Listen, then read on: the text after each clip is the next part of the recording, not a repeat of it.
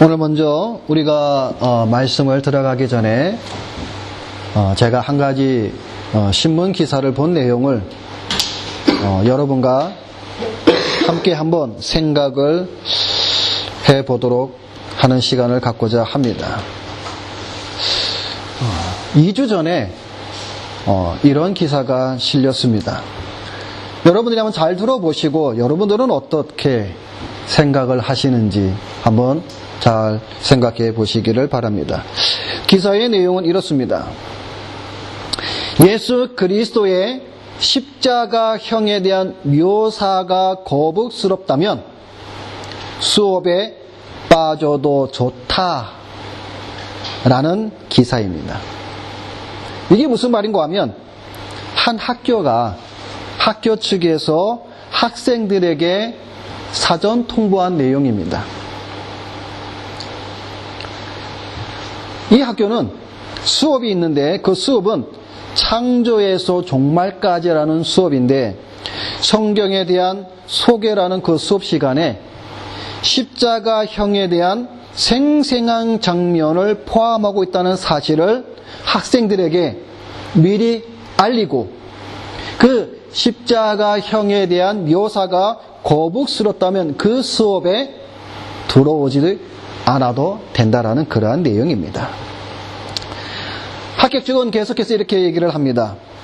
학교는 모든 학생들을 돌봐야 할 절대적인 책임이 있으며 이번 수업 재료가 이들에게 잠재적인 분노나 우려를 일으킬 수 있다고 판단하여 이런 결정을 내렸다라고 말을 합니다.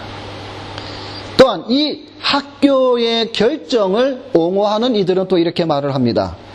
연약한 학생들의 정신 건강을 보호하기 위한 차원이다라고 말하기도 하는 것이죠.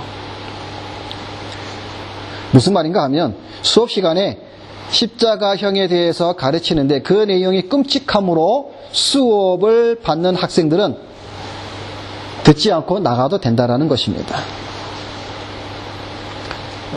자, 이게 왜 기사거리가 되느냐? 이것이 어디에서 나왔냐면 우리 윗동네 스코틀랜드의 명문 대학교인 글라스고 대학교, 그 대학교 안에 있는 신학과에서 이런 일이 벌어졌다는 겁니다.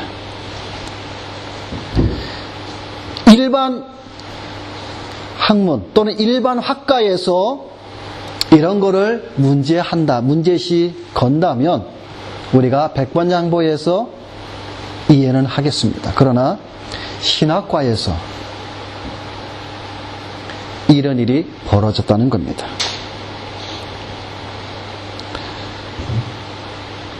그래서 스코틀랜드 어느 한 교회 목사는 이렇게 말을 합니다.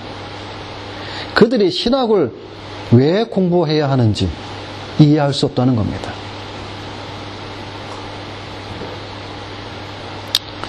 여러분, 목회자나 신학자가 되기 위해 공부하는 신학생들이 십자가형이 끔찍하고 무섭다고 그것을 배우지 않고 그것에 대해서 알지 못한다면 그리스도의 속죄와 대속의 사건을 어떻게 믿을 수 있으며 또한 그것을 가르칠 수 있는지 의심하지 않을 수가 없습니다. 신학생들이 십자가를 배우지 않겠다는 것은 도대체 무엇을 배우겠다는 것인지, 그리고 그들이 왜 신학을 공부해야 되는지 질문을 드리고 싶다라는 것이죠. 여러분은 어떻게 생각을 하십니까? 이것이 바른 현상입니까? 이런 현상으로 말미암아 오늘날 십자가 없는, 다시 말해서 고난 없는 영광만 바라보는, 그것을 전하는 거짓 목회자들과 거짓 신자들이 점점 늘어나가는 것을 우리는 부인할 수가 없습니다. 고난 없는 영광, 다시 말해서 십자가를 뺀 그들의 삶 가운데에는 그들의 신앙의 목적은 오직 세상에서의 성공과 출세와 번영입니다. 그리고 기복의 신앙으로 교회는 점점 더 처참하게 무너져 가고 있음을 우리는 지금 눈으로 보고 있습니다. 그러기에 사도 요한의 말씀처럼 사랑하는 자들아 영을 다 믿지 말고 오직 영들이 하나님께 속하였나 보라. 분별하라. 많은 거짓 선지자가 세상에 나왔다라고 말씀하고 있습니다. 여러분, 앞으로 이 세대는 더욱 이러한 거짓 선지자들, 거짓 신학자들이 물밀듯 더 나올 것입니다. 무엇을 말하고 가르치는지 우리 신자들은 분별해야 됩니다. 그래서 참으로 어이없는 이 기사를 보고 오늘 여러분에게 주의를 주는 것이 좋다고 생각하여 잠시 말씀을 드렸습니다. 여러분, 신학가에서 앞으로 십자가를 가르치지 않습니다.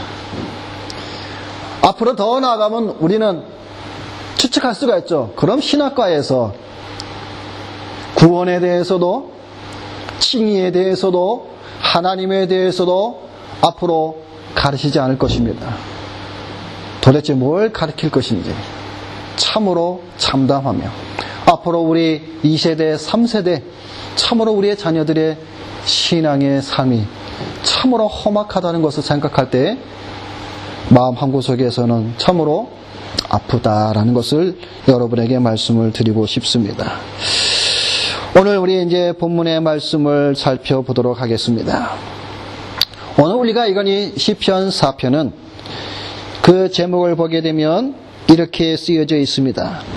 다윗의 시, 인도자를 따라 또는 영장자를 따라 현악에 맞춘 노래라고 이렇게 되어져 있습니다.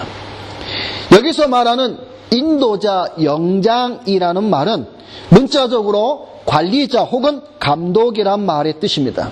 다시 말해서 찬양대의 지휘자나 또한 선창자를 의미하는데 이 의미는 시편 전체를 통하여 55번이나 언급이 됩니다.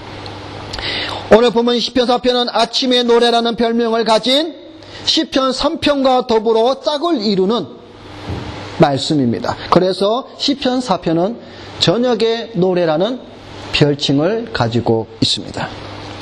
우리가 지난 시간에 시편 3편을 통하여 다윗이 압살롬의 반역으로 도망치는 것과 다윗 자신의 범죄로 말미암은 하나님의 책망으로 일어난 일임을 우리가 시편 3편의 배경을 우리가 살펴보았습니다.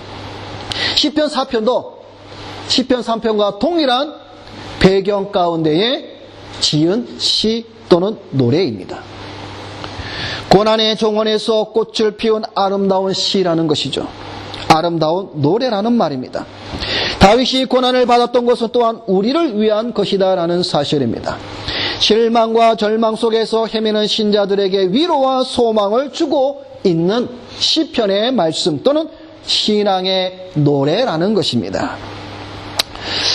우리가 이 시편 4편을 보면서 한 가지 주의할 점은 시편 3편과 달리 한 가지 우리가 생각해야 될 것은 이 시편 4편은 자신이 범죄한 죄에 대한 인식에서 나온 회개의 시편이 아니라 억압을 당하는 무죄한 자 혹은 의로운 순한 자의 고뇌와 아픔을 보여준과 그것을 이기고 해결하는 방법이 기도라는 것을 보여주고 있다라는 것입니다. 여러분들이 시편 4편을 볼 때에 이 시편 4편은 자신의 범죄함에 대한 회개, 애가의 시가 아니라 무죄한 가운데에 핍박을 받는 고난과 아픔 속에서 하나님 앞에 기도함으로 그 무죄함 가운데 받는 고통과 핍박과 환난을 이기는 거기에 대한 노래라구나라는 것을 여러분이 아시면 된다라는 것입니다.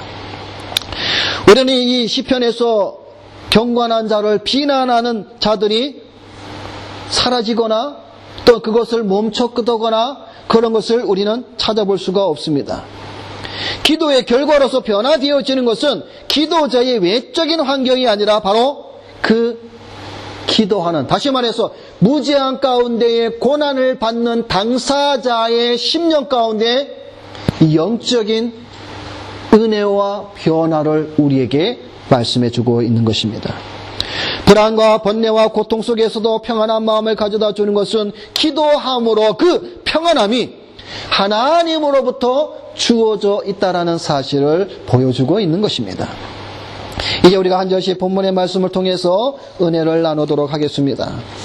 자, 1절 말씀입니다. 1절에 내 의의 하나님이여 내가 부를 때에 응답하소서 곤란 중에 나를 너그럽게 하셨사오니 내게 은혜를 베푸사 나의 기도를 들으소서라고 다윗은 기도를 하고 있습니다. 여러분, 내 의의 하나님이여, 여러분 이 말은 이런 뜻입니다.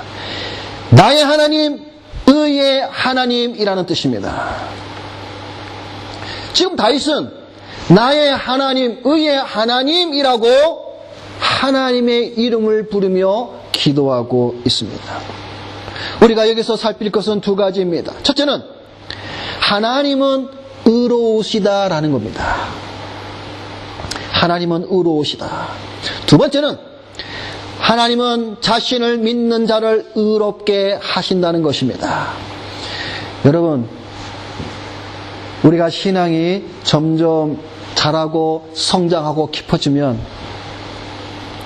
이 의라는 말이 얼마나 우리에게 힘과 용기와 위로와 소망을 주는 말씀인지 모릅니다.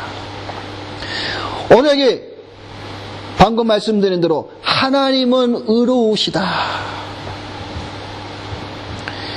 여러분, 우리가 환난 가운데 이 다윗이 그 고난과 핍박 속에서도 하나님은 의로우시다라고 고백하는 장면을 여러분 한번 생각해 보시기 바랍니다. 하나님은 의로우시다. 여러분, 이 말씀이 얼마나 우리에게 위로가 되는 말씀입니까? 하나님은 의로우시고라는 것은 본성적으로, 즉 하나님의 성품을 말합니다. 하나님께서는 본성적으로 의로우신 분이다라는 것을 지금 다윗은 고백하고 있는 겁니다.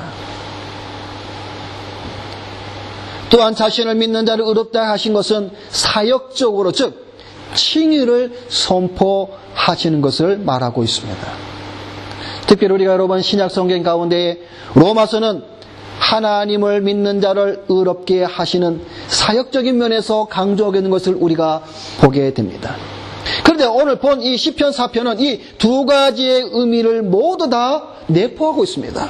그래서 다윗은 하나님은 의로우시고 하나님을 믿는 자를 의롭다 하시는, 그래서 다윗은 이렇게 기도합니다. 내 의의 하나님이여 내 기도를 들어주소서.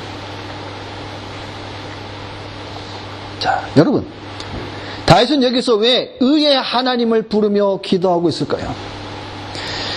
여러분, 우리가 하나님에 대해서 우리는 많은 것으로 우리가 표현할 수가 있습니다.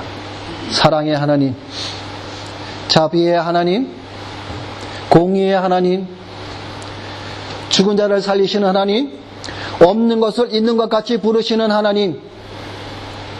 오늘 이 자리에 앉은 여러분들은 여러분에게 있어서 하나님을 부를 때에 어떤 하나님으로 여러분에게 그 하나님이 다가와 오십니까? 아마 다 다를 것이고 공통된 부분도 있을 것입니다. 그런데 오늘 다윗은 수많은 하나님에 대한 부름 가운데서도 내 의의 하나님이여 라고 불렀다라는 것이죠. 왜 그랬을까요? 방금 소두에 말씀을 드린 것처럼 억압을 당하는 무지한 자 혹은 의로운 순한 자의 고통을 의로우신 하나님께서 갚아주시리라는 의미가 담겨 있다는 것이죠.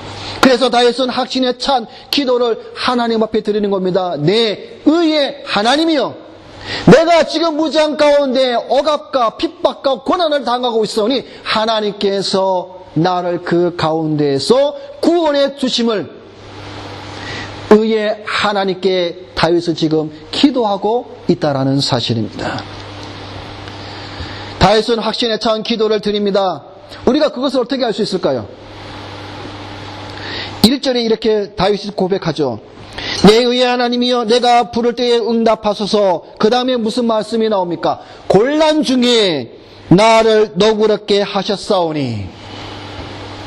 여러분, 다윗은 지금 의의 하나님께 기도를 요청하면서 다윗은 한편으로 무엇을 말하고 있냐면, 과거에 하나님께서 곤란 중에 나를 구원해 주신 그 은혜를 내가 기억하오니. 다윗은 지금 확신에 찬 기도를 하나님 앞에 드리고 있다는 겁니다. 내 의의 하나님이여. 여기서 곤란이라는 말은 어떤 말이냐면 협소하다, 좁다 이런 뜻입니다. 다시 말해서 곤란과 환난과 어려움에 빠지면 여러분 사실 우리의 모든 것들이 다 작아지고 좁아지죠. 근데 그 다음에 뭡니까? 곤란 중에 나를 너그럽게 하셨사오니. 여러분 여기서 대조가 되는 겁니다. 곤란과 너그럽게. 자, 곤란은 협소하다, 좁다. 그런데 너그럽게 이 말의 뜻은 넓히다, 그런 뜻입니다. 넓게 하셨다. 어떤 무엇을 할 수 있는 여지를 만들어 주셨다라는 말이 너그럽게라는 말입니다. 그러니까 지금 다윗은 좁은 상처에, 좁은 어떤 그런 상태 속에서 넓은 상태, 여지를 만들어 주신 그러한 상태, 다시 말해서 어려운 가운데에서 처했던 나를 하나님께서 구원하여 주신 그 은혜의 상태, 그것을 다윗은 경험하였기에 다윗은 내 의의 하나님이여 라고 하면서 확신에 찬 기도를 하고 있다라는 사실입니다. 여러분, 우리가 살면서 때때로 억울한 일을 많이 만나기도 합니다. 아마 대부분이 그렇죠. 다윗처럼 억압을 당하거나 고통을 당하는 일들이 많이 일어납니다. 그럴 때마다 의의 하나님께 기도해야 됨을 성경은 우리에게 지금 가르쳐주고 있습니다. 다윗이 기도하며 부르짖는 의의 하나님은 오늘 여러분의 하나님이 되시기도 한다라는 사실입니다. 다윗이 확신에 찬 기도를 드리면 우리로 하여금 다윗과 함께 동참하는 은혜를 주시는 것이다라는 것입니다. 곤란 중에 나를 너그럽게 하시는 그 의의 하나님이 여러분의 기도를 들으시며 응답하신다는 사실을 지금 이 다윗을 통하여서 오늘 우리에게 보여주고 있는 것입니다. 여기서는 한 가지 더 말씀을 드리고 싶은 것이 있습니다. 여러분 우리가 살다 보면 우리 주변에는 많은 원수들이 생깁니다. 원수를 만들고 싶어서 만드는 것이 아니라 우리를 대적하는 원수들이 참으로 많이 있습니다.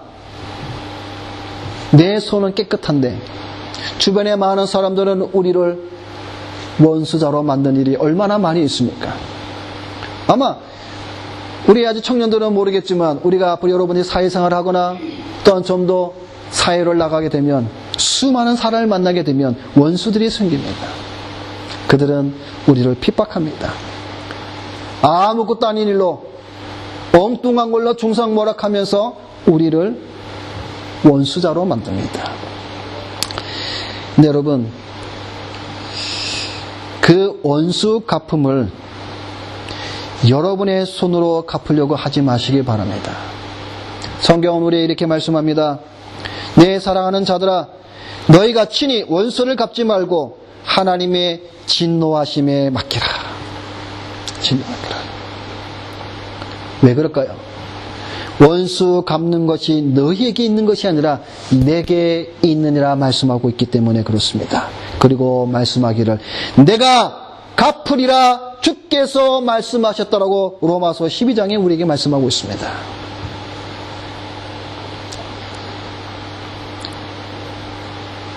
하나님은 우리에게 더 이렇게 또 요구하십니다. 내 원수가 줄이거든 먹이고 목마르거든 마시게 하라. 그리함으로 그의 머리에 숯불을 쌓아 놓으리라. 한마디로 말하면 공의로우신 하나님이, 의로우신 하나님이 갚아주신다는 겁니다. 근데 여러분, 우리 인간의 본성은 어떻습니까? 한 대 맞으면 2대 때리고 싶고, 내가 10개를 가져가면 우리는 20개를 빼앗아 오고 싶고, 그게 우리 인간의 마음입니다. 우리가 삶을 살 때에 참으로 원통하고 억울한 일을 많이 당합니다. 그런데 여러분, 우리 크리스찬은 신앙 안에서의 바보가 되어야 됩니다. 세상 사람들이 볼 때는 바보같이 보일지 모르지만 신앙 안에서 우리의 원수 갚는 것을 의로우신 하나님 앞에 여러분 맡기십시오. 하나님, 내가 못지않게 내가 지금 당한 일을 하나님 보시지 않습니까? 나의 이 억울함을, 나의 이 원통함을 하나님 주께서 갚아주신다고 말씀하신 것처럼 그 말씀에 여러분 매달리십시오. 여러분, 하나님이 진노하시고 하나님이 갚으실 때에 그 심판은 무섭습니다.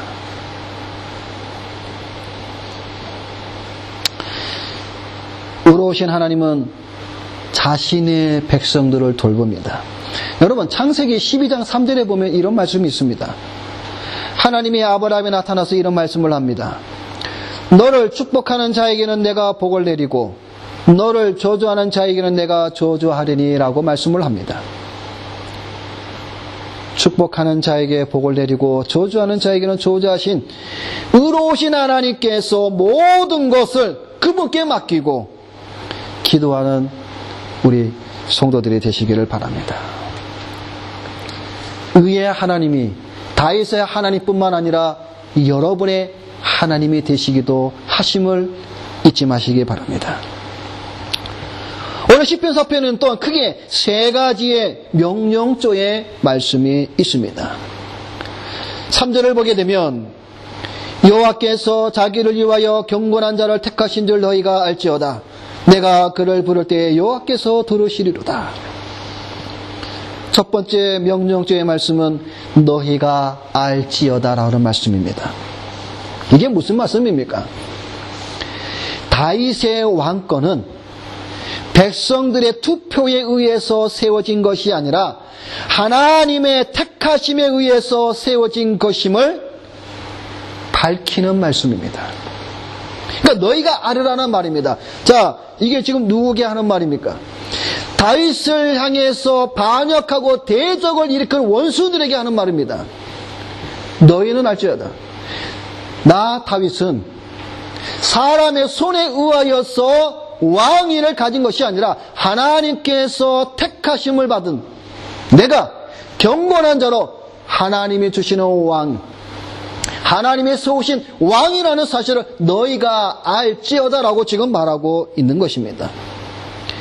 다윗은 이러한 사실에 근거하여 자기에게 대항하는 그 악한 반역자들과 대적자들을 향하여서 지금 너희가 하는 행위는 악임을 가르쳐주고 있는 겁니다. 그래서 다윗은 2절에 이렇게 말씀합니다. 인생 들어오는 때까지 나의 영광을 바꾸어 욕되게 하며 헛된 일을 좋아하고 거짓을 구하려는가.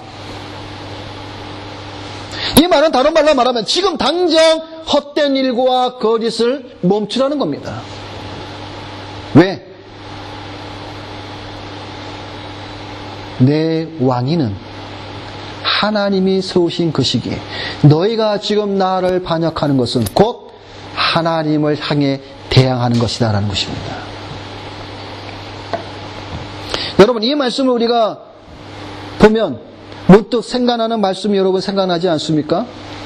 우리가 앞서 보았던 시편 2편의 말씀을 우리가 볼 수가 있죠. 시편 2편 1절 2절에도 이런 말씀이 나옵니다. 어찌하여 이방 나라들이 분노하며 민족들이 헛된 일을 꾸미는가. 세상의 군왕들이 나서며 간원들이 서럽게 하여 여호와 그의 기름 부음 받은 자를 대적하며. 여러분, 지금 시편 2편의 말씀과 지금 이 시편 4편의 2절의 말씀과 여러분, 연결이 됩니다. 시편 2편의 말씀은 우리가 어떤 말씀을 보았습니까?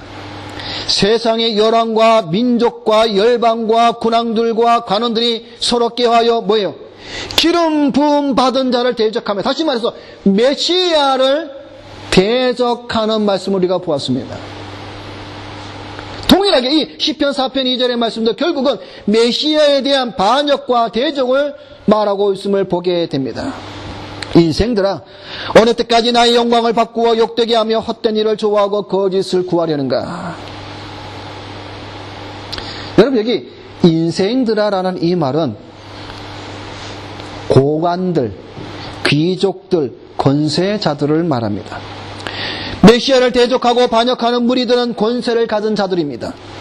물론 일반 시민들도 가담을 하여 메시아를 대적합니다. 하지만 그 모든 주동자의 무리들은 바리새인과 서기관들인 것처럼 힘을 가진 권세자들인 것입니다. 그래서 인생들아, 힘을 가진 자들아, 너희가 어느 때까지 나의 영광을 받고 욕되게 하며 헛된 일을 좋아하고 거짓을 구하려는가? 기름 부음 받은 자를 대적하려 하는가라고 말하고 있는 것입니다. 여러분, 지금 다윗이 말하고자 하는 것이 무엇입니까? 지금 너희가 행하는 것은 헛된 일과 거짓이라는 겁니다. 여러분, 복음서를 보게 되면 예수님께서 십자가에 달리시기 위해서 얼마나 많은 반역자들이 헛된 일과 거짓을 꾸미는지 우리가 보게 됩니다. 거짓 증인들을 세워서 메시아를 정죄하였고, 또 바리새인과 사내들인 공회원과 서기관들은 무리들을 선동하여서 헛된 일을 꾀합니다. 명절날에 죄인 한 사람을 풀어주는 그 날에 살인자요, 도적자요, 악한 바라바와 하나님의 아들 예수 그리스도, 너희가 누구를 놓아 주기를 원하느냐 했을 때에 여러분, 무리들은 누구를 선택했습니까? 살인자요, 도적자요, 악한 바라바를, 헛된 일을 꾸몄습니다. 그들이 선택해야 될 것은 예수 그리스도 메시아를 놓아주기를 선택해야 되는데 불구하고 그들은 헛되고 거짓으로 그들은 바라바를 선택했습니다. 메시아가 받아야 할 영광들을, 사람들을 멸시하며 조롱하였습니다.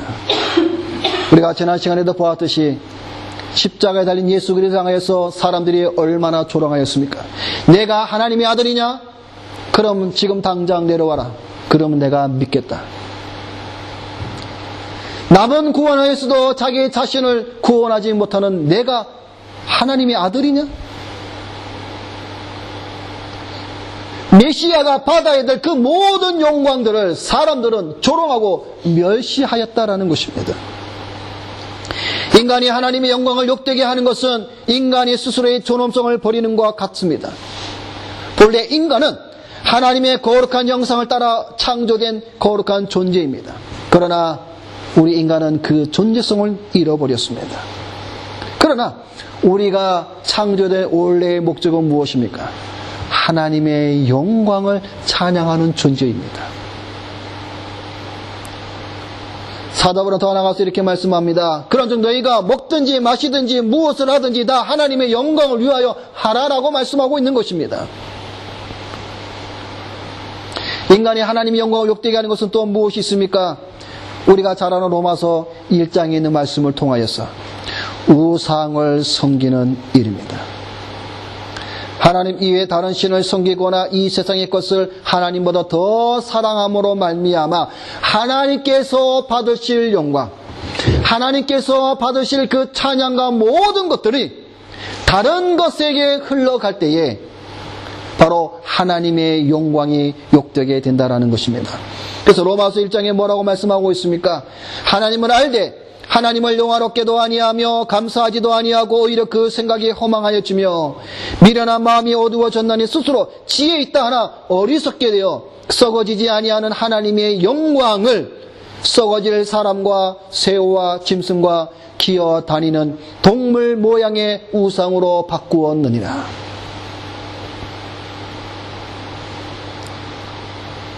여러분, 너희는 알지어다. 메시아가 누구인지를 알아야 한다는 것입니다.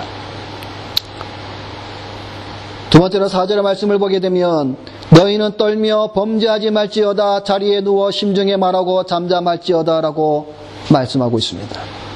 여러분, 이 말씀은 너희는 분노함으로 떨 수는 있으나 어떠한 행위를 함으로 범죄하지는 말라라는 것입니다. 다시 말해서 마음속에 있는 분노를 겉으로 드러내지 말고 침묵하라는 것입니다. 다시 말하면 악을 행하지 말라라는 것입니다. 본문과 연결하여 말씀을 드리자면 헛된 일과 거짓을 꾸미지 말라는 겁니다. 헛된 일과 거짓을 행하지 말라는 것입니다. 허사와 계율은 죄라는 것입니다. 메시아를 대적하며 반역하며 그 행하는 모든 것들, 허사와 계율은 범죄라는 사실입니다. 이것을 행하는 자들을 향해서 죄 없다 말할 수 없는 것입니다. 그래서 너희는 떨며 범죄하지 말지어다라고 명령하고 있는 것입니다. 여러분, 우리가 이 말씀을 보게 되면 한 가지 의문이 드는 것이 있죠. 지금 이 사편은 다윗이 1절에서 하나님 앞에 기도하고 있고 2절부터 보게 되면 어떤 대상을 향해서 지금 기도하는데 그 대상이 지금 다윗의 눈에 보이는 그 앞에 있는 자가 아닙니다. 지금 다윗은 하나님과 1대1 속에서 지금 다윗은 자기 앞에 반역자들과 대적자들을 앞에 놓고 말하듯이 지금 기도하고 있는 것을 여러분 볼 수가 있습니다. 그러니까 눈에 보이는 대상은 없는데 그 대상을 향해서 지금 다윗은 인생들아 너희는 알지어다 너희는 범죄하지 말지어다 라고 지금 말하고 있는 것입니다.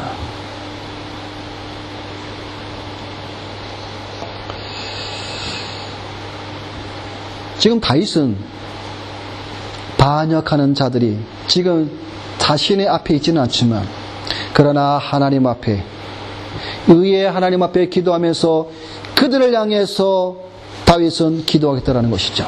명령하고 있다는 겁니다.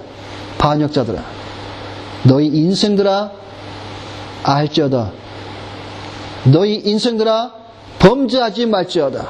그리고 세 번째로 5절에 이렇게 말씀합니다. 의의 제사를 드리고 여호와를 의지할지어다라고 명령하고 있는 것입니다. 의의 제사란 1절에서 우리가 말씀을 본 의의 하나님과 관계가 있습니다. 이것은 단순히 의식적으로 드리는 제사를 말하는 것이 아니라 영적인 의미에서 여호와께로 말미암은 의를 인정하며 그동안 의로운 왕을 대적한 것에 대한 회개하는 마음의 진정한 제사를 지금 말하고 있는 것입니다.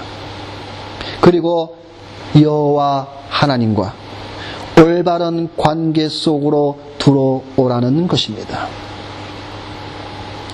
좀 더 말씀을 드리자면 여러분 지금 특별히 5절의 말씀은 뭐냐면 예루살렘 왕궁에 있는 다윗을 쫓아내버리고 그 왕궁에 지금 반역자들이 자리를 잡고 있습니다.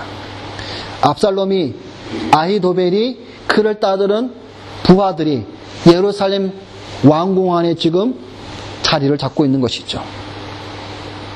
그런데 그들이 예루살렘을 빼앗은 그들이 희생제사를 드린다는 것이죠. 그들이 희생제사를 드리지만 율법이 요구하는 조건에서 그들은 결핍된 제사를 지금 드리고 있다라는 것입니다. 다시 말하면 지금 이 예루살렘에서 드리는 제사는 제사의 원래의 정신에서 어긋나는 제사. 다시 말해서 그들 나름대로의 정성과 그런 나름대로의 재물과 그들 나름대로의 형식을 가지고 제사를 드리지만 그것은 헛된 제사라는 것을 말하고 있는 겁니다. 참으로 그 대적들은 소유물이 있고 그 제사는 종교 행위에 불과합니다. 그래서 하나님은 이렇게 말씀합니다. 하나님을 의지하는 자와 이같이 구별하여 여호와의 기름 부음 받은 자를 거역한 배역자들은 계속 종교적 의식 예배를 제사를 드리지만 여호와를 의지하는 자는 참 예배를 드린다는 것을 지금 말하고 있는 것입니다.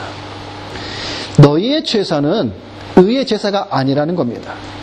너희는 소유물도 있고 다시 말해서 재물이 있고 드릴 것이 있고 형식은 갖춰져 있지만 의의 제사가 아니라는 겁니다. 그러나 내가 하나님 앞에 드리는 제사는 뭐예요? 풍족한 재물이 없고 제대로 된 제단도 없고 제대로 된 어떤 형식이 없어도 내가 지금 드리는 제사는 의의 제사라는 겁니다. 그러게 여호와를 의지하라. 다시 여호와께로 돌아오라. 그래서 지금 다윗은 이 시편 4편을 통해서 압살롬과 그 반역자들에게 하는 말은 무엇입니까? 나는 하나님께서 세우신 기름 부음 받은 왕이기에 지금 너희들이 행하는 그 반역은 범죄이며 너희가 지금 행하는 제사는 의의 제사가 아니기에 너희는 뭐예요? 회개하고 돌아오라는 겁니다. 지금 다윗은 시편 4편을 통해서 이것을 의의 하나님께 지금 자신의 모든 상황을 고백하면서 대적자를 향해서는 선포하고 있는 것입니다. 그게 시편 4편의 내용입니다. 마지막으로 오늘 말씀을 봅니다.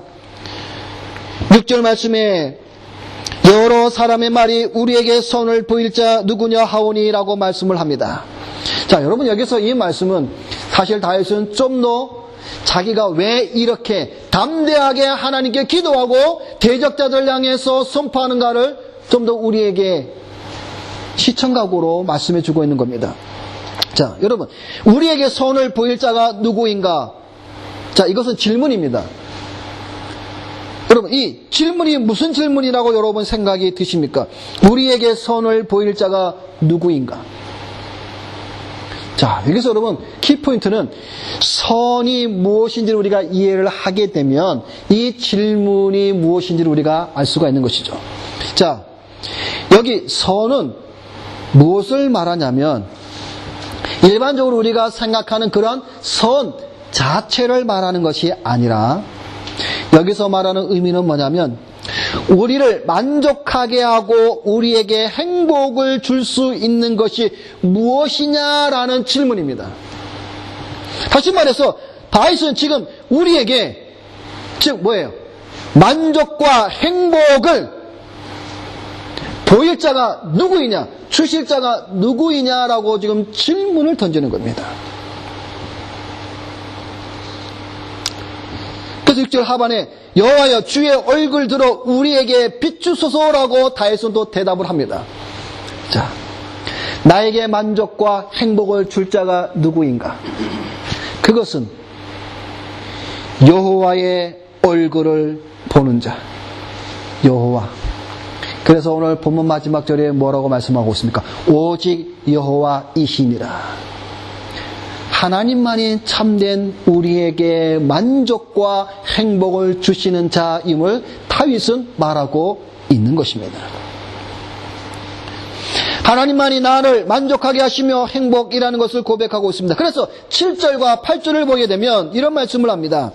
주께서 내 마음에 두신 기쁨은 그들의 곡식과 새 포도주가 풍성할 때보다 더하니이다.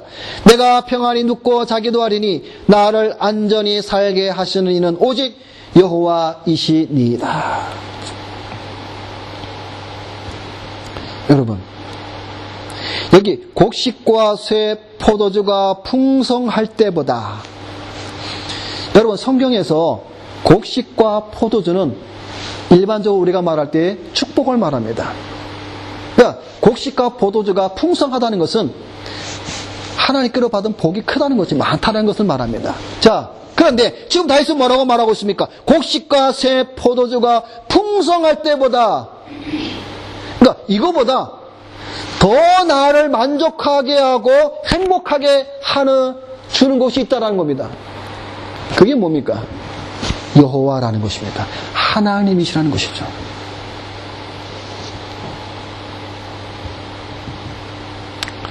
그래서 다윗은 이 기쁨으로 인한, 다시 말해서 하나님만이 나의 만족과 행복이시기에 그는 극한 환난 가운데서도 아무런 두려움 없이 평안히 누워서 잠을 잘 수 있다라는 겁니다. 여러분을 만족하게 하고 행복을 주는 것이 무엇입니까? 여러분, 우리가 지나고 나면 다 거품과 같고 안개와 같습니다. 영원한 것은 우리 하나님밖에 없습니다. 그 하나님만이 우리에게 만족과 행복을 줍니다. 그래서 다윗은 그 극한 환난 속에서도 곡식과 새 포도주가 풍성할 때보다 더 은혜로운 것은 바로 여호와여 주의 얼굴을 들어 우리에게 비추소, 하나님의 은혜만을 간구했다라는 사실입니다. 오늘날 우리 주변에는 하나님이 없는 삶을 사는 자들이 얼마나 많이 있습니까? 그들은 자신의 능력과 힘과 재능을 의지하여 세상에서의 만족과 행복을 위해 살아갑니다. 그래서 성경이 이렇게 표현하죠. 무엇을 마실까? 무엇을 먹을까? 무엇을 입을까? 그들은 자신의 육체만을 위해서 살아갑니다. 오늘은 어떤 즐거움을 위해서 살아갈까? 그래서 여러분, 솔로몬이 이렇게 전도서에 고백하죠. 내가 인생에서, 그죠? 즐거움이라는 즐거움은 내가 다 즐겨봤다 그랬잖아요. 그죠? 네. 여러분, 전도서 한번 읽어보세요. 솔로몬보다 여러분 더 즐거움과 기쁨과 쾌락을 위해서 사는 사람이 있습니까? 없어요. 솔로몬은 왕국을 다 금으로, 숟가락, 금, 밥그릇 다 금으로, 또 정원에다가 온갖 꽃과 화려함과 모든 기쁨과 즐거움과 풍악과 모든 것을 다 누린 사람입니다. 솔로몬은. 그런데 솔로몬이 하는 말이 뭡니까? 헛되고 헛되고 헛되도다. 이 모든 것이 헛되도다.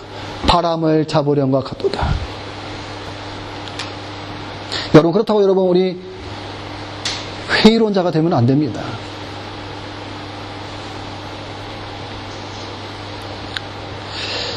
다윗은 여호와여 주의 얼굴을 들어 우리에게 비추소서라고 고백하는 이 구절은 사실 민수기에 나타난 축도의 말씀입니다.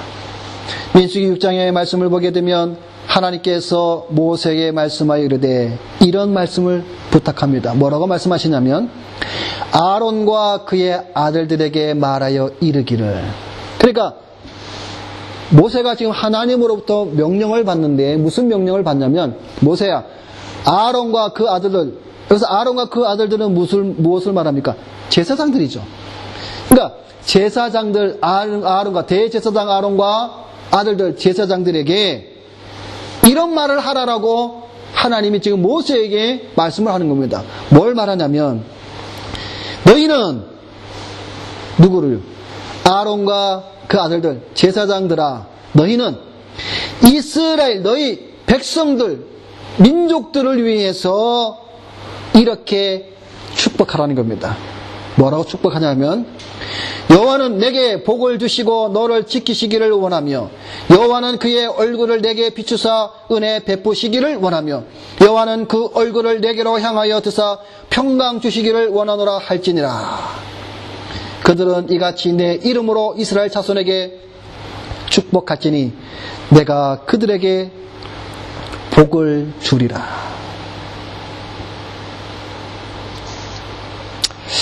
말씀을 맺습니다. 우리가 살아가면서 우리들이 사람들의 도움을 받을 수 없는 그러한 상황이 오더라도 오직 하나님의 손길 아래 있다는 사실 우리가 잊어서는 안 됩니다. 세상 사람들은 보디가드와 수많은 군대의 경호를 받을 수도 있습니다.